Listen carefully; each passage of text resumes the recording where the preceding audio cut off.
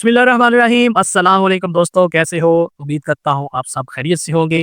मेरी एक बार फिर हम आपके सामने एक नई पॉडकास्ट के साथ आपके सामने आ चुके हैं। लेकिन आज हमारे साथ एक जो पर्सनैलिटी है, वो बड़ी डिफरेंट पर्सनैलिटी है और वो भी ट्रैवल एंड टूरिज़्म एक्सपर्ट है। आज इनसे कुछ बातें करते हैं। इनकी जो ट्रैवल एंड टूरिज़्म कंपनी है, ये दुबई बेस्ड कंपनी है। इनसे आज पूछते हैं कि दुबई के अंदर जो आजकल सिनेरियो है, वो किस तरह का है? क्या हालात चल रहे हैं? वीज़ाज़ के क्या हालात चल रहे हैं? जॉब्स के क्या हालात चल रहे हैं? बिज़नेस को लेके क्या हालात चल रहे हैं? और मज़ीद इनसे आपको दिलवाते हैं। तो बगैर किसी ताहीन के शुरू करते हैं जी। अस्सलाम वालेकुम बाबर भाई। वालेकुम अस्सलाम वरहमतुल्लाह, क्या हाल चाल है उस्मान भाई? ठीक हैं आप? कैसे चल रहा है? अल्हम्दुलिल्लाह जी।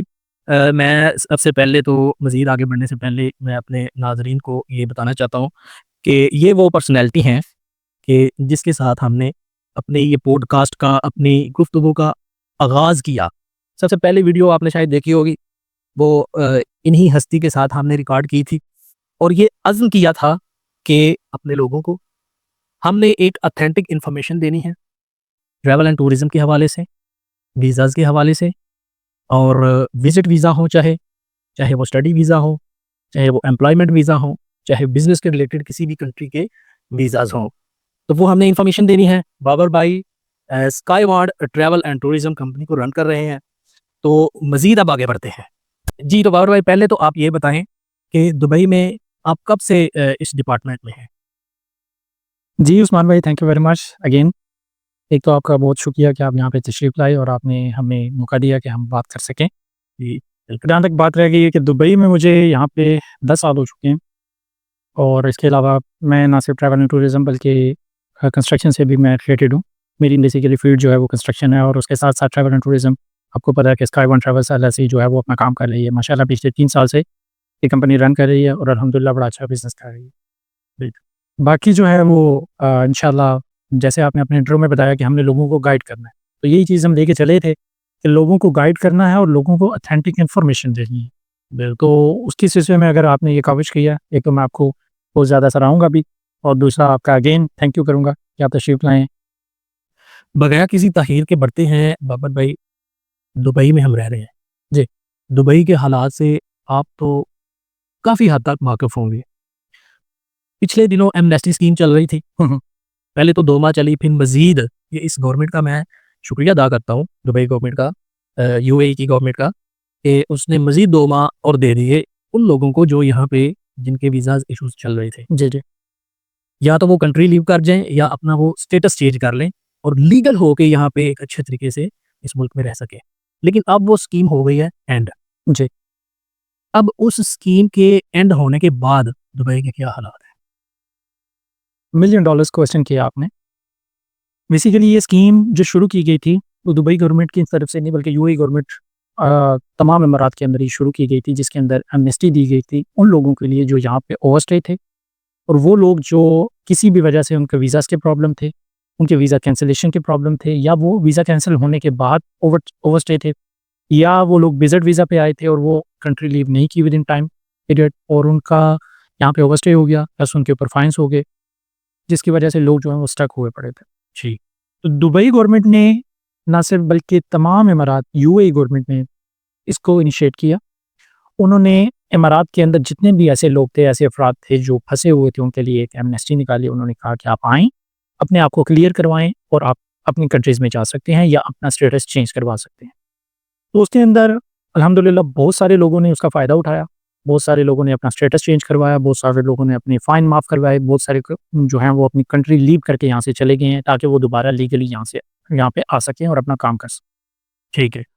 अभी पहले 2 मंथ के लिए था, जैसे कि आपको पता है, फिर 2 मंथ्स और एक्सटेंशन की, अभी एमनेस्टी ख़त्म हो चुकी है। ठीक है? अभी सिनेरियो ये है कि जो लोग पीछे बच गए हैं, जिन लोगों ने अपना स्टेटस चेंज नहीं करवाया, सबसे पहली बात तो उन्होंने बहुत बड़ी गलती की है। अगर कोई ये समझ रहा है कि उसने अपना स्टेटस चेंज नहीं करवाया या वो इस कंट्री को छोड़ के नहीं गया लीगली, तो वो बंदा अब प्रॉब्लम में है। उसको ये क्लियर हो जाना चाहिए क्योंकि वो डायरेक्ट डेपोटेशन की तरफ जाएगा। ठीक है? ये क्लियर है यूएई गवर्नमेंट की तरफ से। जी, ठीक? सेकंड चीज़, अभी यहाँ पे बहुत सारे मसाइल जो लोगों के थे वो हल हुए हैं, लेकिन बहुत सारे मसाइल जो हैं वो रह गए हैं, या जो हल होने वाले हैं। अभी भी कुछ लोग जो हैं वो फँसे हुए हैं, वो लोग निकलना चाहते हैं लेकिन उनको वे नहीं पता, वो कैसे अपने आप को क्लियर करवा सकते हैं। ठीक हो। अच्छा, 2 माह और 2 माह, 4 माह एमनेस्टी स्कीम चलती रही है। तो मैं तो ये समझता हूँ कि बड़ी ही बदकिस्मती है उन लोगों के लिए जो इस स्कीम से फ़ायदा नहीं उठा सके। अब उन लोगों का क्या हाल होने वाला है, जो इस एमनेस्टी स्कीम से फ़ायदा नहीं उठा चुके और अभी तक इस यूएई में इल्लीगल फिर रहे हैं? जी। देखिए, बहुत सारे लोग ऐसे थे कि जिन्होंने फ़ायदा उठाया, कुछ लोग ऐसे थे जिन्होंने जानबूझ के फ़ायदा नहीं उठाया। हाँ। और स्पेशली उसमें मैं अगर बात करूँ तो ज़्यादा तादाद पाकिस्तानियों की है। सो वो अभी भी इसी चक्कर में थे कि हम लोग नहीं जाएँगे तो क्या होगा? देखिए, कोई भी कंट्री है उसके कुछ इमिग्रेशन लॉज़ होते हैं। वो कंट्री अपने इमिग्रेशन लॉज़ को इम्प्लीमेंट करवाने के लिए हर हद तक जाती है। हुँ। आप किसी भी कंट्री में चले जाएँ, अगर आप ओवरस्टे होते हैं या आप कहीं पे भी अपने आप को इल्लीगल स्टेटस आपका होता है, तो वो कंट्री कभी भी बर्दाश्त नहीं करेगी कि वो आपको वहाँ पे रहने की इजाज़त दे। आप यूके में चले जाएँ, यूएसए में चले जाएँ, कनाडा में चले जाएँ, यूरोपियन कंट्रीज़ कहीं भी चले जाएँ, शेंजन ज़ोन में चले जाएँ, कोई भी कंट्री ये अलाउ नहीं करती कि आप वहाँ पे इल्लीगल स्टेटस के साथ रहें। यूएई वो कंट्री है जिसने आपको बर्दाश्त भी किया और उसके साथ-साथ इतना ज़बरदस्त और इतना माशाल्लाह मैं कहूँगा कि ये इनका बड़ापन है यूएई गवर्नमेंट का कि इन्होंने ये एमनेस्टी स्कीम दी और उसकी वजह से बहुत से लोगों ने अपने आप को क्लियर करके गए। अगर कोई बंदा जिसने यहाँ से अभी क्लियरेंस नहीं ली और अभी भी वो इस चक्कर में बैठा हुआ है, तो उसको ये पता होना चाहिए कि अब उसके लिए हालात वैसे वाले नहीं, पहले वाले नहीं। अभी जो है गवर्नमेंट ऑफ यूएई जगह-जगह पे लोगों को चेक कर रही है, इल्लीगल स्टेटस को चेक कर रही है। इसके अलावा जो लेबर कैंप्स हैं या जहाँ पे लेबर है या जहाँ पे ऐसे इल्लीगल लोग हो सकते हैं, रस्तों में भी हर जगह पे उनको चेकिंग की जाएगी और ज़ाहिर है वो करनी भी चाहिए और उन लोगों को जो है वो फिर पकड़-पकड़ के यहाँ से निकाला जाएगा। और ये चीज़ इस कंट्री के लिए भी अच्छी है और हम लोगों के लिए भी अच्छी है। मैं अभी भी लोगों को यही कहूँगा कि जो लोग फँसे हुए हैं, जो लोग उन्होंने जानबूझ के नहीं कर पाया, अभी भी उनके पास टाइम है, अभी भी वो जा सकते हैं और अपना आउट पास लेके वो कंट्री लीव कर सकते हैं। स्टेटस चेंज नहीं करवा सकते, लेकिन वो अभी भी अपने आप को लीगली यहाँ से एग्ज़िट करवा सकते हैं। अभी भी टाइम है उनके पास। ऐसा तो नहीं होगा कि जो बंदा इल्लीगल फिर रहा है, अगर वो पकड़ा जाता है, उसको डायरेक्ट यूएई गवर्नमेंट डिपोर्ट करेगी और उसमें बैन लग ऐसा ही है, बिल्कुल ऐसा ही है। बिल्कुल बैन भी लगेगा उसके ऊपर और वो डायरेक्ट डिपोर्ट होगा। उसको फिर फॉर सारी ज़िंदगी के लिए दुबई में या यूएई में किसी भी इमारात में वो नहीं आ सकता। वो हमेशा के लिए जाएगा। अच्छा बाबर भाई, ये जो हमारे कुछ लोग पाकिस्तानी कह लें, because we are Pakistanis and we are proud to be a Pakistani. जी, जी, माशाअल्लाह। तो पिछले कई दिनों से, महीनों से कह लें कि पाकिस्तानियों को वीज़े जो है ना गवर्नमेंट नहीं दे रही है, वही गवर्नमेंट या तो रिजेक्ट हो जाते हैं, किसी वजह से उनका कोई इश्यू आ जाता है। जी, जी। चाहे वो विज़िट वीज़ाज़ हों, चाहे वो एम्प्लॉयमेंट वीज़ाज़ हों। हुँ। ऐसा क्यों है कि पाकिस्तानी ऐसा क्या करते हैं यहाँ पे आके जिसकी वजह से उनको अवॉइड करना पड़ता है? देखिए ये क्वेश्चन जो है ये एक पाकिस्तानी होने के नाते आपके ज़हन में नहीं है बल्कि बहुत से पाकिस्तानियों के ज़हन में, अब मेरे ख़्याल में अमारात में रहने वाले हर पाकिस्तानी के ज़हन में ये सवाल है इस वक़्त। ऐसा क्यों हो रहा है कि हमारे वीज़े क्यों बंद हैं? इंडियन नेशनल्स के वीज़ा नहीं बंद, किसी और नेशनैलिटी के नहीं बंद, सिर्फ़ पाकिस्तानियों के लिए मसला क्यों है?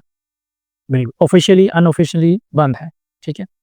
उसकी मेन रीज़न ये है कि कोई भी कंट्री है, उसके कुछ लॉज़ होते हैं। हुँ। वो कंट्री किसी न किसी लॉ के ऊपर स्टैंड कर रही होती है। इंटरनेशनली दुनिया उसको देख रही होती है कि उस कंट्री का इमेज क्या है, ठीक है। कि वहाँ पर लॉ के ऊपर इम्प्लीमेंटेशन कितनी है, वहाँ पे लोग रूल ऑफ लॉ कितना है, सेकंड लोग कितना ज़्यादा लॉ को ओबे करते हैं। ये सारी चीज़ें काउंट करते हैं इंटरनेशनली।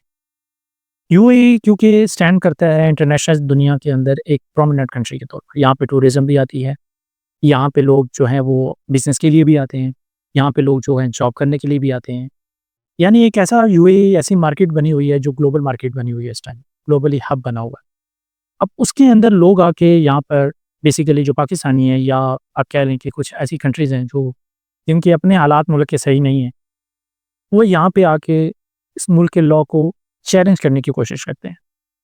वो किस सूरत में करते हैं? यहाँ पे भीख माँगते हैं, हुँ। यहाँ पे चोरियाँ करते हैं, डकैतियाँ करते हैं, यहाँ पे वो आके कत्लो-गारत करते हैं, गैंग्स वॉर्स करते हैं। इसके अलावा यहाँ पे लोगों को दूसरी नेशनलिटीज़ के लोगों को तंग करते हैं, यहाँ पे प्रोटेस्ट करते हैं, ठीक है? जो कि इनके लॉ के मुताबिक, यूएई के लॉ के मुताबिक ये अलाउ नहीं है। अगर आप एक मुल्क की का लॉ तोड़ेंगे, तो फॉर श्योर वो मुल्क आपके ऊपर पाबंदी लगाएगा। यूएई वाइड ऐसी कंट्री है जो कहती है कि आप अगर लॉ को मानने वाले हैं, अगर आप हमारे लॉ की रिस्पेक्ट करने वाले हैं, आप इज्जत के साथ यहाँ रहें, कमाएं, खाएं, अपने बच्चों का पेट भरें, आपको कोई बंदा तंग नहीं करेगा। आपको पता है आप यहाँ पे रह रहे हैं, जितनी फ्रेंडली यूएई की पुलिस है शायद ही किसी मुल्क की हो, हमारे पाकिस्तान की भी नहीं है, टू बी ऑनेस्ट। एक ऐसे ही जितनी फ्रेंडली इमिग्रेशन यूएई की है शायद ही किसी कंट्री की हो। कोई भी डिपार्टमेंट ले लें आप, किसी भी गवर्नमेंट डिपार्टमेंट में आप चले जाएं, आपके साथ इतना फ्रेंडली बिहेव किया जाता है, इतने अच्छे तरीके से आपको बिहेव किया जाता है और आपको एंटरटेन किया जाता है कि आप हैरान हो जाएंगे कि ये चीज़ आपको कहीं नहीं मिलेगी। सिर्फ इसी वजह से क्योंकि वो लोग चाहते हैं कि उनका इमेज अच्छा रहे। और हमारा भी एज ए यानी यूएई के सिटीज़न होने के हैसियत से हमारा भी ये फ़र्ज़ बनता है कि हम भी इस मुल्क की जो क़वानीन है, एक तो उनकी रिस्पेक्ट करें, प्लस हम इस मुल्क की तरक्की में अपना हाथ बढ़ाएँ, ना कि इसका इमेज ख़राब करने में। सो बदकिस्मती से, मैं तो बदकिस्मती ही कहूँगा कि हमारे पाकिस्तानी माशाअल्लाह वो आते हैं और यहाँ पर आके फिर वो गलत किस्म की एक्टिविटीज़ में पड़ जाते हैं। एक सबसे ज़्यादा रेशो जो इल्लीगल स्टे की है वो पाकिस्तानियों की है। फिर सबसे ज़्यादा जो भिखारी हैं यहाँ पे भीख मांगते हैं और ये बाकायदा एक उन्होंने नेक्सस बनाया हुआ है, बाकायदा उनके एक नेक्सस के साथ वो चलते हैं। ये बड़े-बड़े ठेकेदार हैं उनके, जो इनको लेके साथ चलते हैं, ठीक है? और ये वहाँ से आते हैं विज़िट वीज़ाज़ पे और इधर आके औरतें, बच्चे, बूढ़े, मर्द, जवान, हर किस्म के लोग इसमें शामिल हैं।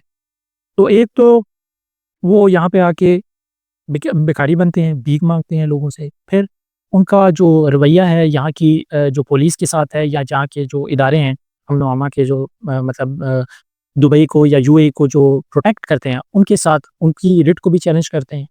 जी। फिर इसके अलावा जो है वो मुख्तलिफ़ किस्म के जराइम के अंदर, मंशियात के अंदर सबसे ज़्यादा पाकिस्तानियों का हाथ होता है। और भी कंट्रीज़ हैं, और भी नेशनलिटीज़ हैं, लेकिन सबसे ज़्यादा रेशो अगर देखी जाए तो वो पाकिस्तान की है। तो उस रेशो की वजह से फिर कोई भी कंट्री है मेरे ख़्याल में उसको ये थिंक करना पड़ता है कि ये लोग जो हैं, इनको वीज़ा देना चाहिए या नहीं देना चाहिए। ठीक है? अब उसी चीज़ को देखते हुए यूएई गवर्नमेंट ने थोड़ी-सी, कोई ऑफ़िशियली बंद नहीं है वीज़ाज़, वीज़ाज़ लग रहे हैं, लोग आ रहे हैं, चीज़ें हो रही हैं। लेकिन उसके अंदर क्या है कि मुकम्मल तौर पर उन्होंने बैन नहीं किया, उसके अंदर पाकिस्तानी कुछ सिटीज़ हैं जिनके लोग क्राइम रेशोज़ में ज़्यादा इन्वॉल्व हैं, उनको उन्होंने बैन किया है। अच्छे पढ़े-लिखे सोबर फैमिलीज़ वाले लोग वो आ रहे हैं, वो अपना काम भी कर रहे हैं, वो टूरिज़्म के लिए भी आ रहे हैं, उनके लिए कोई मसला नहीं है। मसला सिर्फ़ उन लोगों के लिए है जो लोग लॉ को फ़ॉलो नहीं करते और उनके लिए फिर यूएई ने थोड़ी-सी सख्ती की है और ये सख्ती मेरे ख़्याल में ये होनी चाहिए। होनी चाहिए, ये डर नहीं।